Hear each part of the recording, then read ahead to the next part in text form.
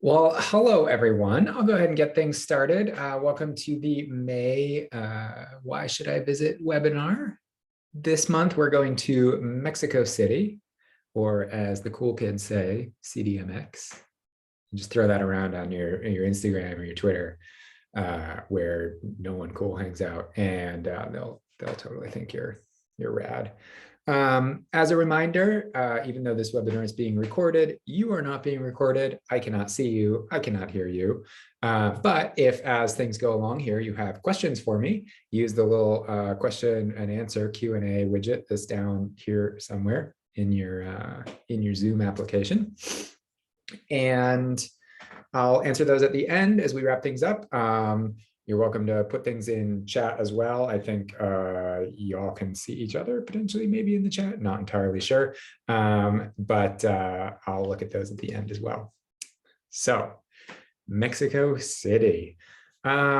I'm going to start things off just a little different this time. I want to contextualize a bit about Mexico City because, even though it's just south of the United States, I think a lot of folks are not quite sure where it is or what it is.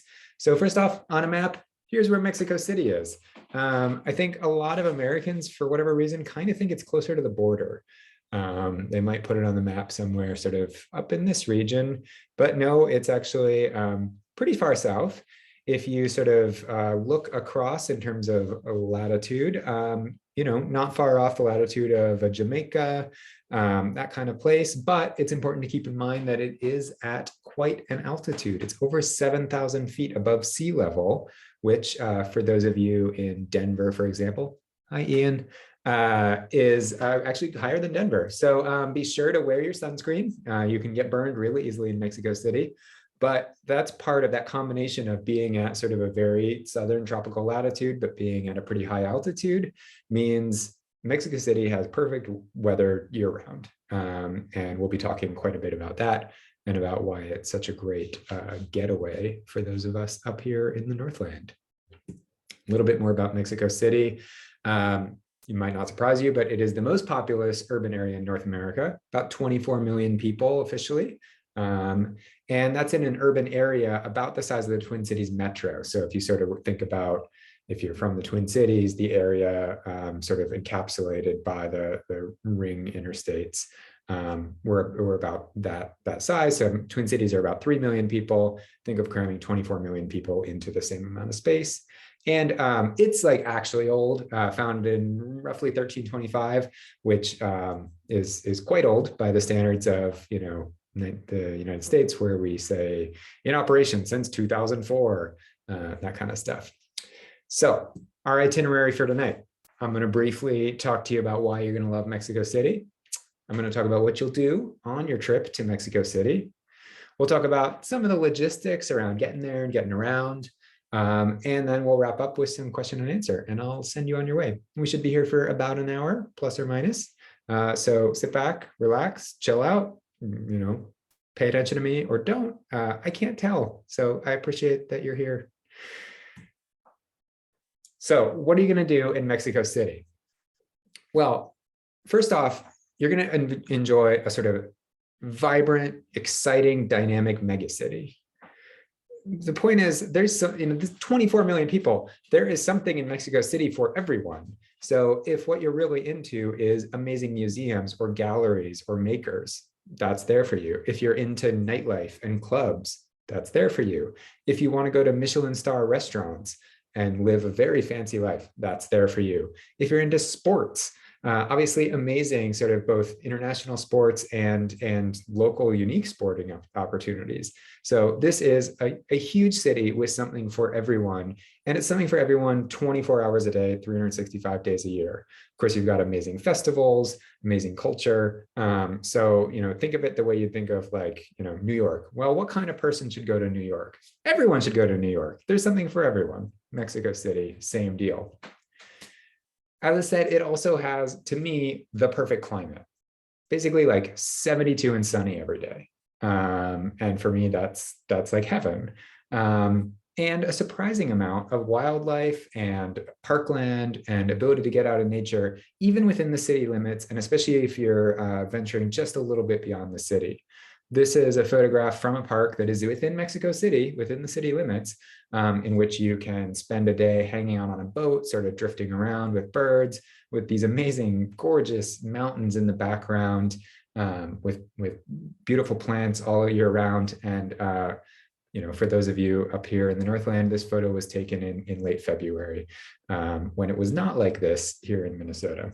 So amazing weather and amazing wild, just opportunities to connect with nature.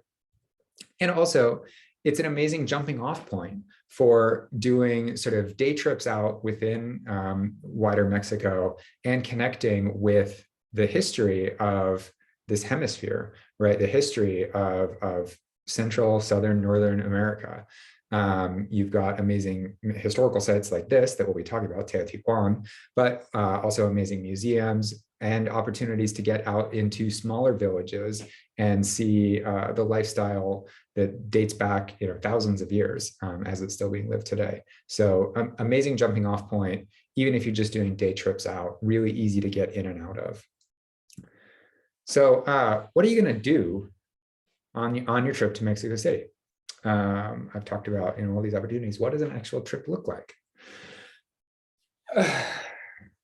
So first, before we talk about all the fun stuff, I think I want to take a quick break and just address maybe the elephant in the room for Americans in particular, thinking about traveling to Mexico, which is, I heard it was dangerous. Isn't there a lot of crime? Is it safe for me to go to Mexico? Is it safe for me to go to Mexico City?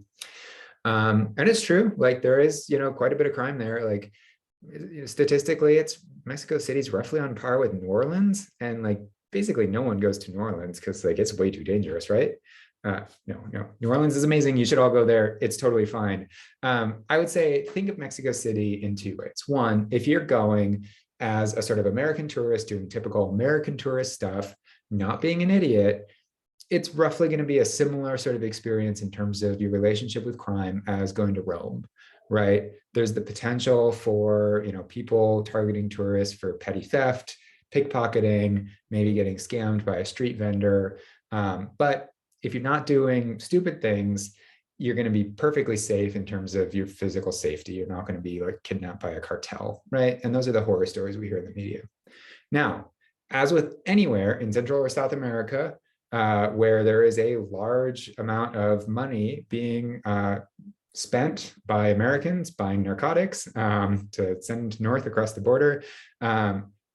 If you're stupid, you can get into real trouble, right? So if you're going to Mexico City seeking out drugs, if you think you're going to go have like an authentic experience by going like drinking in illegal bar in some neighborhood that you were told to stay away from, and you're by yourself and it's late at night on a Friday, like bad stuff might happen. So don't be dumb. Don't seek that kind of trouble out. And you should think of it as a very safe place to be. And especially as I get into the first section of this, what you'll do, like the neighborhoods we're going to be talking about are very, very safe. So I've personally never felt for even 1 minute unsafe in Mexico City. I've never had that feeling like, oh, I don't know if I should have turned on that street. I'm not sure if I should be here right now.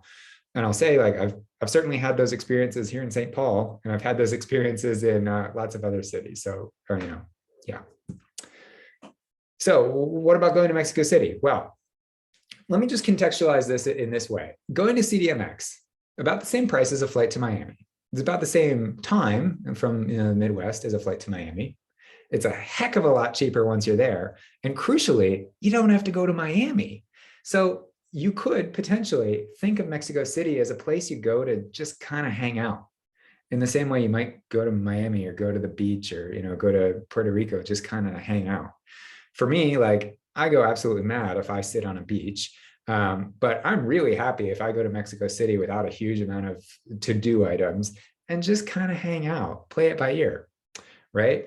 Have a beautiful rooftop like this. This is an Airbnb that we've stayed at a couple of times where there's a hammock you can put up. There's awesome seating. You're on the roof. There's cats that come visit you. You can get amazing fresh fruit and all kinds of great things from the market that's like 2 blocks away. You can get amazing baked goods that we're going to talk about, and you can just kind of hang out. And like, that's okay for a trip like this. I want to push Mexico City as an alternative sort of winter escape and a place to just go hang out. So what kind of itinerary might you be looking at? Well, you're going to be staying in a neighborhood called La Condesa or Roma Norte. We'll look at that on a map in just a minute. You're going to stay somewhere awesome with a rooftop or a balcony. You're going to eat a lot of tacos and drink a lot of chocolate, and you're going to pet dogs.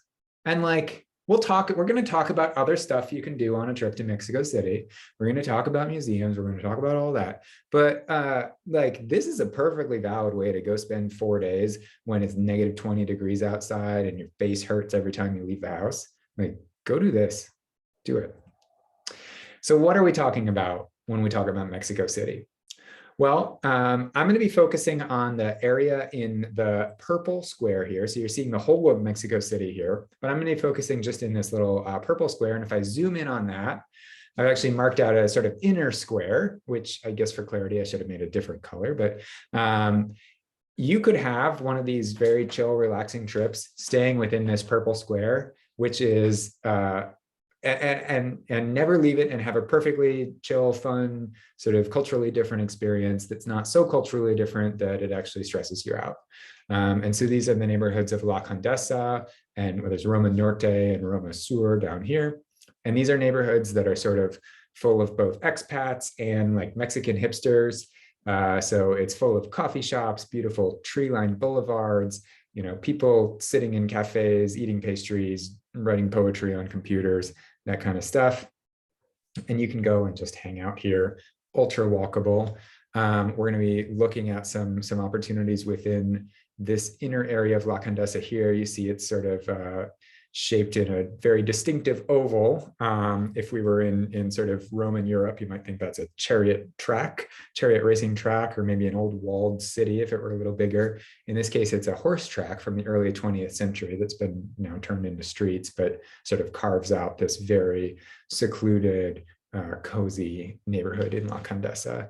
And so again, if you're going for a trip just to hang out, you can stay within this area and it can be great. And then you can see as we branch out from this area over to the east, you've got probably the best anthropological museum in North America, definitely the best anthropological museum in North America, amazing forests and parks all throughout the city. And then over here where the cathedral is, that's sort of the heart of the city, especially the historic heart of the city. There's a big city square, the cathedral, archaeological sites, et cetera. And all of these things, you know, this is a very easy walk, a very safe walk across this neighborhood. So a very easy sort of section for you to focus on and to explore. And so you can go and you can settle in this park right at the heart of La Condesa. Here's some photos of what it would be like if you just go hang out there. Amazing sort of parks and lakes. This photo here is from another area within a park where there's only one rule. You can stay for as long as you want, but you have to be quiet. It's a zone of silence. And you go in and there's maybe some gentle music playing and there's books you can borrow, but it's this sort of secluded open area within the forest that you hike into and everyone's just silent and you just hang out and you're cut off from the city and it's quiet and you can just chill out. Again, you're here to do a heck and relax. These are some opportunities for you. You can also hang out with doggos. Those of you who know me know that I love dogs. And every Saturday and Sunday in La Condesa, there's a dog adoption event where you can just go hang out with dogs.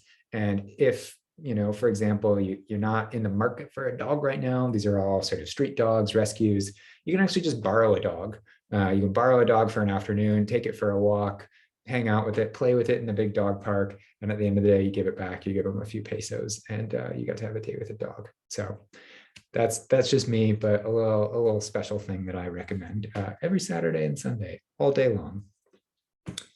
So another opportunity when you're doing one of these very chill trips in Mexico City is to live a lifestyle that's maybe a little bit different from your lifestyle back home. So if you're not a particularly fancy person at home, because being fancy is expensive, you can take advantage of the fact that, you know, life in Mexico City, the cost of living is substantially lower than it is here, and you can live a slightly fancier life. So for example, you might go get drinks on a like very hip rooftop bar overlooking the town square, overlooking the cathedral, and you're not going to break the bank.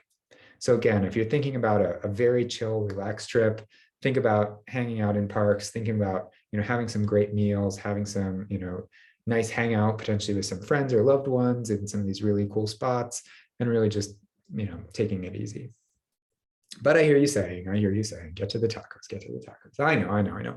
Yes, there's also very amazing food to be had on every street corner, everywhere you look in Mexico City. And of course, because it's the capital, because it's the center of this very dynamic, fast-growing country, Mexico has amazing regional cuisine, right? Rick Martinez from Bon Appetit just put out this really awesome new cookbook that collects together recipes from all the different regions in Mexico, broken out really nicely by region. Highly recommend that. But because sort of everyone comes to the capital, it's like Washington, D.C. Washington, D.C. has great food from everywhere on the planet. Mexico City pulls together all of this diverse food from all over the country and, of course, around the world. And you can get, food that both, sort of 10 out of 10 amazing tacos, but of course, all this other food that you've never even experienced before.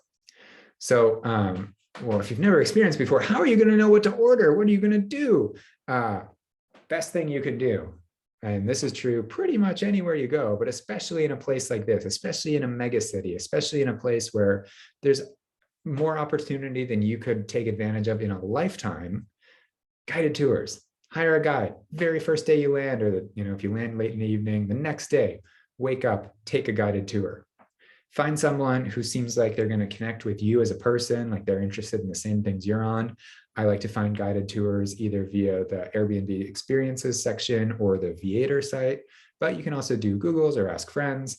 For me, my guide of choice is Avidan, who goes by the name the Taco Mensch. He's this amazing guy who's sort of Israeli, but has lived and sort of grown up in Brazil and Colombia and Mexico. He was back in Israel for a while during the pandemic, and now he's back in Mexico City. He does guided tours mostly because he really likes talking to people and talking about food. He also runs an Israeli street food restaurant in La Condesa. We've done a few tours with him. He's an amazing guy. We'll take you on an awesome food tour of the city, introduce you to all these foods that you didn't really even know about, and you certainly wouldn't have known to order if you were just out on your own. But the real reason you do a guided tour like this is not for the sort of 3 hours that you spend with the guide. It's to spend those 3 hours getting to know the person, telling them about yourself, and then saying, okay, what should we do tomorrow? What should we do the day after tomorrow? What are your favorite things to do? Is there somewhere new that everyone's really excited about? That kind of stuff.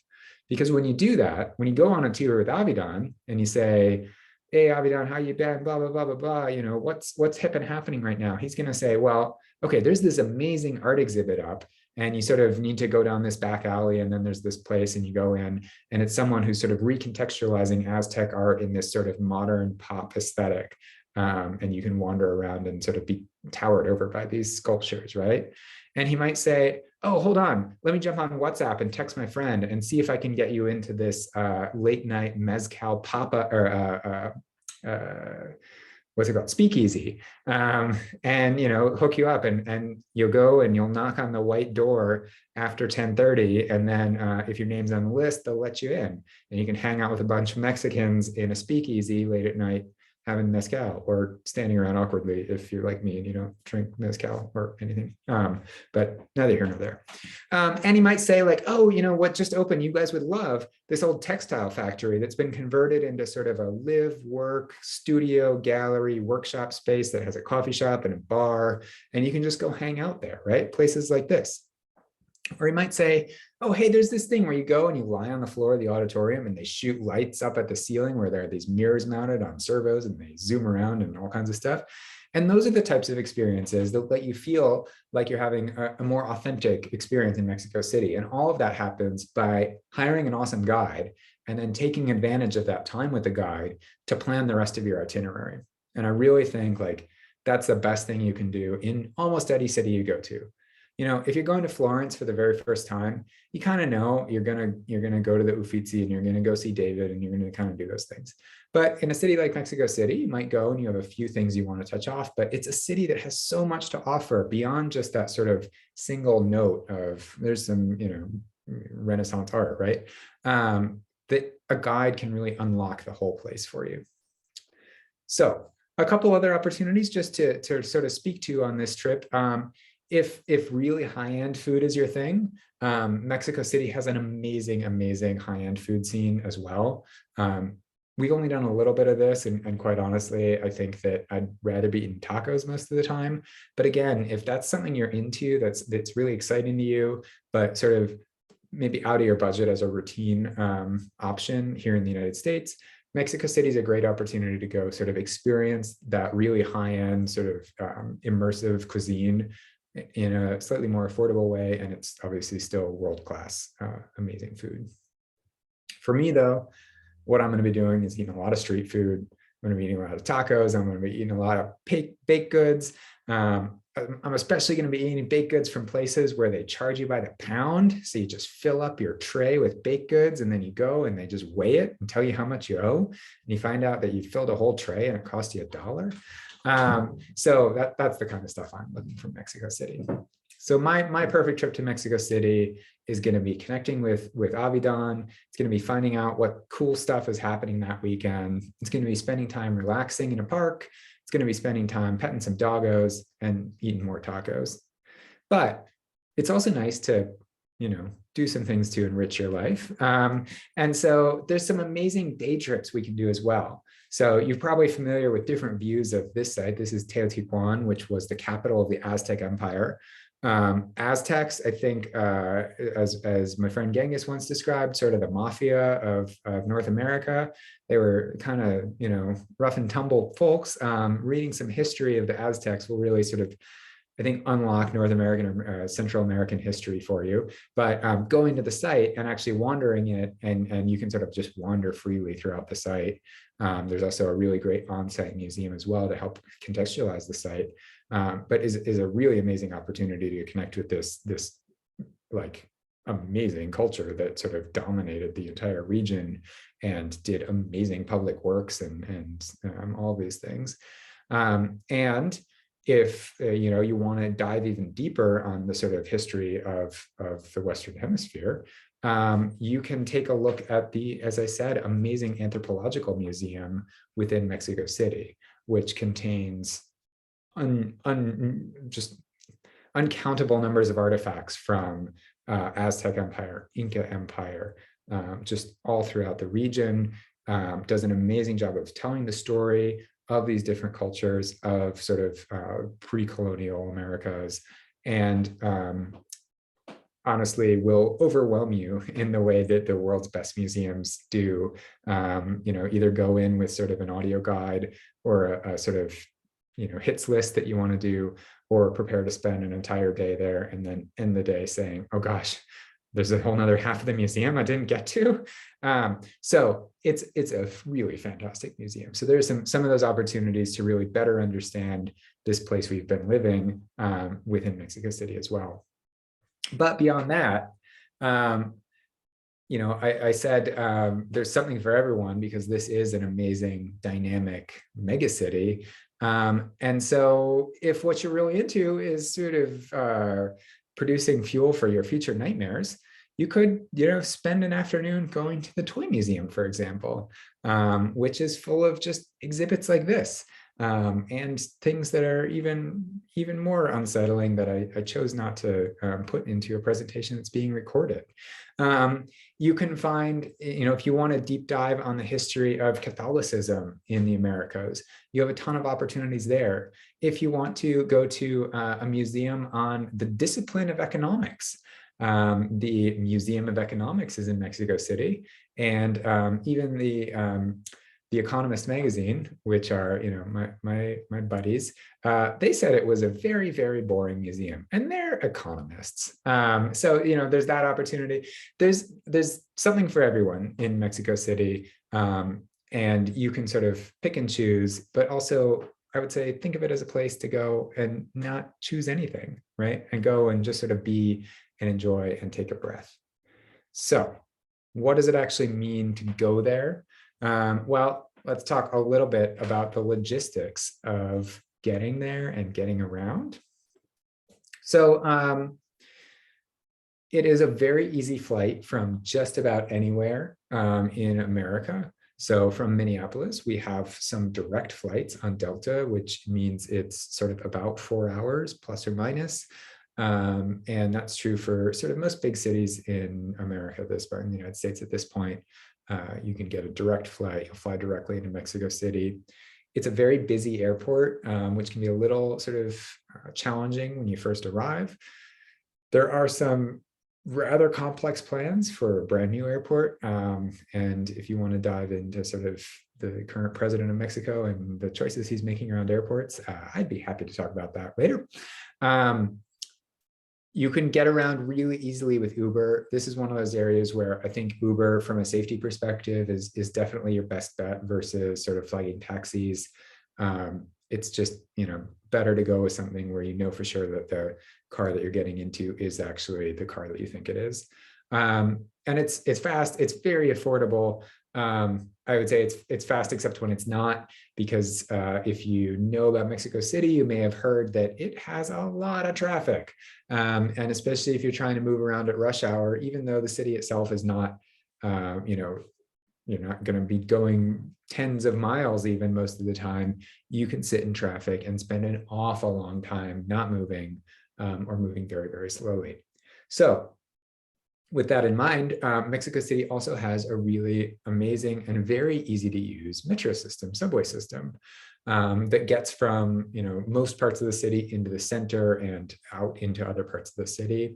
So if you're a traveler who isn't super comfortable using buses, for example, but you feel relatively confident getting on a subway that can only go where there are tracks, I definitely encourage you to look at riding the metro. That's another thing where I think some of the guidance material you'll find online will say that it's not particularly safe. Again, I would say treat it just like you'd treat riding the train in Rome. Be mindful of your stuff. Be mindful of pickpockets. Nothing worse than that is going to happen to you though on the metro. And honestly, I feel like it's a very safe and honestly a very easy to navigate metro system.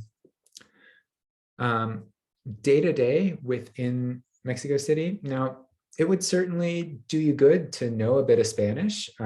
Certainly when you're in La Condesa, that sort of hipster area, you may hear more English than you hear Spanish, because there's an awful lot of expats there, and a lot of Mexican citizens who travel back and forth between the United States and their place in Mexico City, and maybe fluent or comfortable conversing in English as their primary language at this point. But outside of La Condesa, knowing a little bit of Spanish, at least a hello and a thank you, and maybe some of the basic questions, the basic travel questions would be helpful. If you took sort of high school Spanish, I would say jump on your Duolingo app or whatever app you're comfortable with and just do a bit of a refresher. Cash is still very common, especially when you're dealing, of course, with street vendors. If you're buying, tacos on the street or from a street stall buying some goods. But just in general, I would say cash is probably more common than you'd expect, especially if you've traveled in sort of in Europe recently, or some of the places that have moved very hard away from cash during the pandemic. In Mexico City, cash is still very, very common.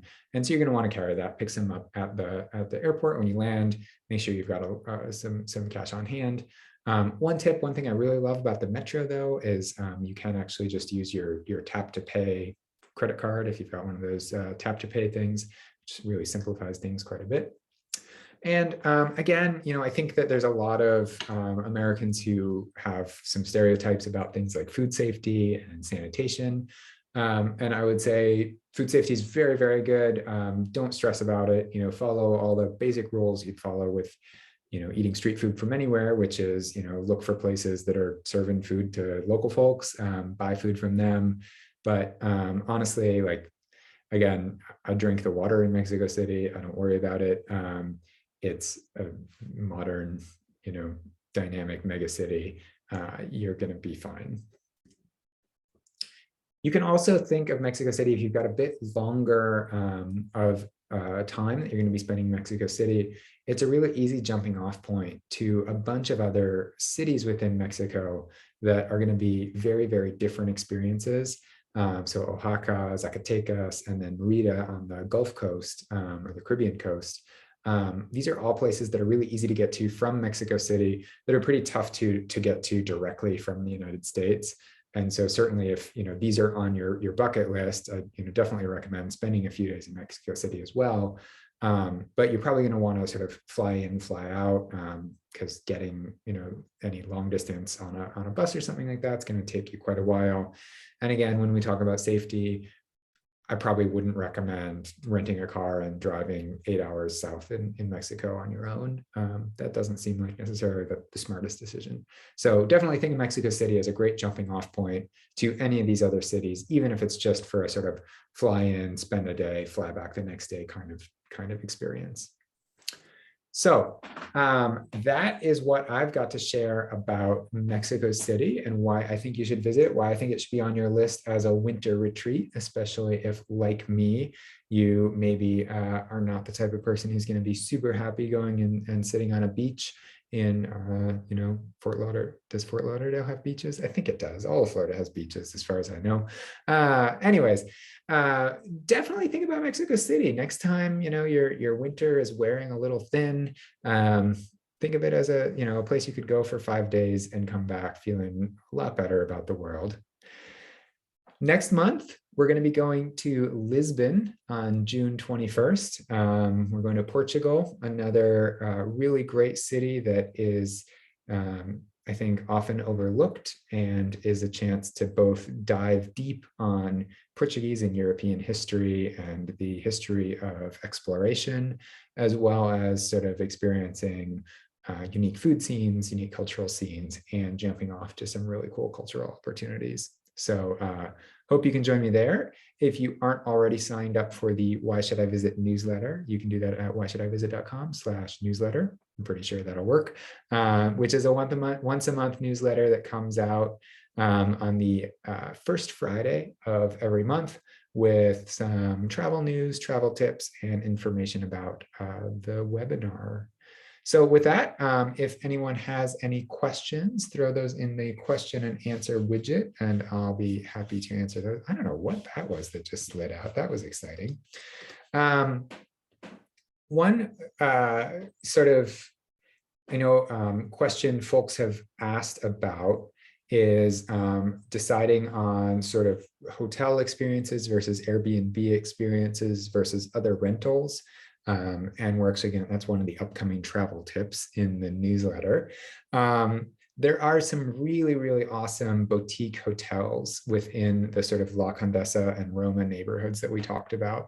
So if either an Airbnb isn't your thing because you'd like a little bit more sort of catering to your experiences, if you want, if you're someone who just does better with a sort of in-hotel breakfast to get you going, or if you want a concierge to help with, connecting you with some opportunities, take a look on your booking.com or whatever your favorite hotel site is, and look for some of those little boutique hotels, some of those, 10 to 20 max room hotels. There are a whole lot of them sort of scattered within La Condesa and Roma, and they can be done for very affordable rates. In fact, often quite a bit cheaper than Airbnbs. Airbnbs are great, again, if you're going for one of those really relaxing trips where you want to hang out on a rooftop, you want to have a kitchen so that you can put together some snacks and prep for just chilling out. But both of those are good opportunities. So anonymous attendee writes, if you only had a day in Mexico City and route to another location, do you have any specific recommendations on how to spend that day? Well, that's a really fun question. So let's presuppose that we are magically landing in Mexico City early in the morning on the day of our trip. You probably won't actually find flights that get you there early in the morning, but we're pretending. I would take a Uber into La Condesa, and I would get an amazing baked good and a coffee at one of the sort of parkside cafes and watch everyone getting up in the morning and taking their dogs for a walk and just getting their day going. And then I might pop just down the street a little bit to, I believe it's Churreria El Moro, but I might be getting the second part of that name wrong. And I would get a second baked good. I would get a fresh order of churros covered in cinnamon, and an order of drinking chocolate. And at that churreria, they've got like 10 different kinds of drinking chocolate for you to choose from, whether you want sort of Spanish style or Mexican style, or all different kinds of dark and light and all kinds of other things. And I would dip my churros in that chocolate and enjoy it quite a bit. And then I think if this is my only day in Mexico City, I would probably wander over, because it's a really nice walk, over to the Anthropological Museum. And I would go online and I would get one of the, quick dive tours of the Anthropological Museum. And I think that doing those is a totally fine way to see a museum. Some people are a little snooty about that, but if you've only got a little bit of time, why not go see the most amazing stuff they've got? You don't have to only like the rare stuff. Go see the highlights, and go through one of the tours that's going to sort of organize those things in a context that makes sense. So take a trip through the tour, through the museum on a quick tour, spend a couple hours there, making your way around. And then I would probably head to one of the big markets. So the Roma Norte market, or Roma Sur market, I should say, is a great place to go and wander and get a lunch at one of the food vendors that's right within the market. So you can just sit down and get some amazing tacos or soups, birrias, other things, whatever you're looking for, get some amazing food. And then in the afternoon, I would probably head to the Zocalo, the main city square where the cathedral is. There are some awesome pedestrian streets there where you can wander, and there's all going to be all kinds of street vendors. And they're going to be, all kinds of boutiques you can wander into if that's your thing. Again, you can do a great walking tour that'll take you through some of the history of that neighborhood. There's like an old post office. It's this amazing Art Deco space, all kinds of things like that. You can pop into the cathedral and wander that a little bit. And then there's an archaeological site just to the north of the main square that is some of the real origins of Mexico City. And that's going to take you through both the sort of founding mythology and the archaeological insights into it. Then I might chill out again. There's every single building lining the square has either a rooftop bar or rooftop restaurant. Great place to go out and get away from the hustle and bustle of the city a little bit and enjoy a drink or a snack. And then I would probably either go and do a nice meal if that's your thing. If a Michelin star meal is the way you want to roll, you can find a ton of amazing opportunities in that regard. Or I would just go to wander down the street and look for a big cluster of tents and go pop along making your own dinner by having a bite from each stall. Maybe get some fried plantains and sauce and an elote, and some tamale or all kinds of other snacks as you make your way down the sort of outdoor markets, which literally you're not going to have to go Googling for those. You're just going to sort of find them on your own. And at that point, it's probably getting on towards the end of the day, and you can either go back to your amazing Airbnb that you rented for the night and just hang out and enjoy a warm sort of 65-degree low humidity day, or if nightlife is your thing. I don't know anything about that, but I'm on good authority told that there's great nightlife to be found in Mexico City as well. You'll have to watch a different webinar to learn about that. So that's just a taste of what you could do in a day, and that's going to be a day where you're moving a total of maybe 10 miles. I think probably closer to 5 miles within the city. You could do all of it on foot if you're up for that kind of walking. You could do all of it on the metro. You could do all of it in an Uber, but you're not going to have to sort of don't feel overwhelmed by the city, by the scope of the city. It's very manageable, especially if you're sort of having this more quick drop in, drop out experience. So with that, I will say thank you all for joining. I really appreciate the questions, and I look forward to seeing you all next month, and hope you're all doing well. Thanks.